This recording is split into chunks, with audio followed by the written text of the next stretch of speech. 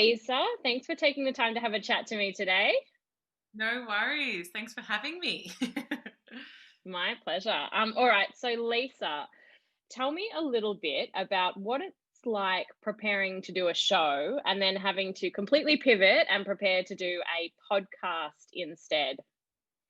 Yes. So I guess with this show, because this was our second, we were going to be doing it a second time, and we're very close to be able to perform it. It was the week of when COVID struck.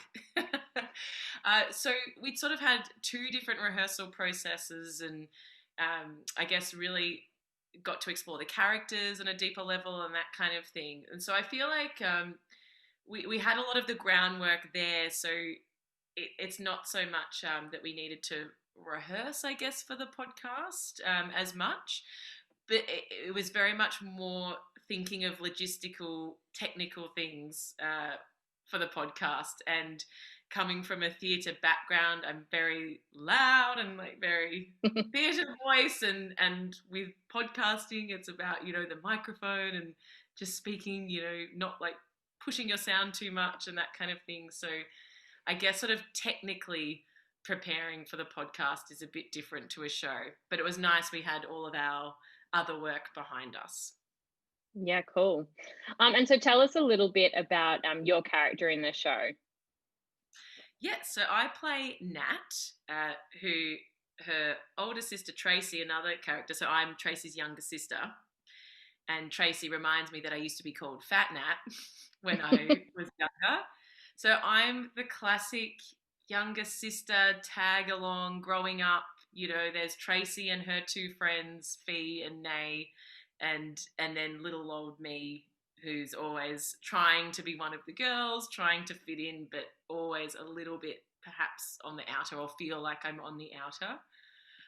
So that sort of came out of our interviews and the collaboration we did to create the show.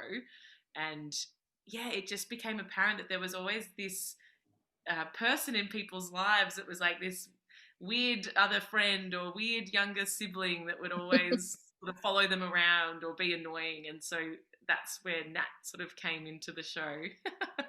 uh, but then, yeah, over the course of the play, she does have her own friendships with all of the girls now, and eventually I took it that eventually she realizes that she has solidified her place in the group, with all that stuff happening in the past. She can sort of finally let go of it and realize that she is one of the girls. Oh, very cute. Yes, I definitely I'm sure I've been that weird like little sibling or weird friend at some point. I think we can all relate to that. Yeah, and that was me and my family. I have two older brothers, and so I was always like, "Can I play?" No, girls, So I felt like I had definitely had a place to tap into Nat. Amazing. All right. And so tell us about what audiences or listeners can expect when they tune in to start listening to Ladies of the Bay.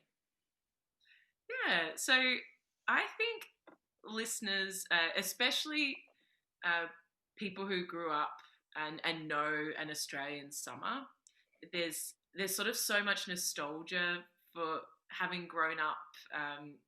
I think in the time that we did, where life was a bit simpler, there wasn't Netflix, there wasn't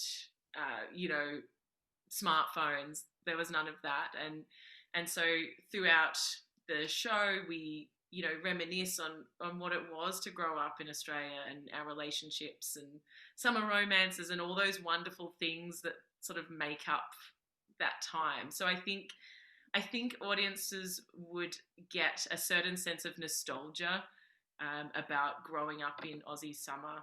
I think they'll perhaps it'll resonate the friendships and the bonds that I guess that are explored through the show, and might make people reflect on that in their own lives. And then I don't want to give it away, no spoilers, but with an event that happens in the piece, it it definitely shows how friendship can overcome a lot of adversity and hard times, and how important that sense of community is. So that's sort of what I think audiences can get sort of thematically, I guess. And it's pretty fun.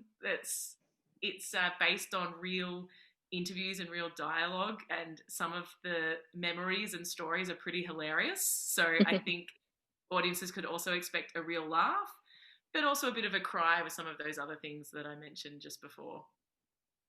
Yeah, great. All right. Well, I can't wait to have a listen.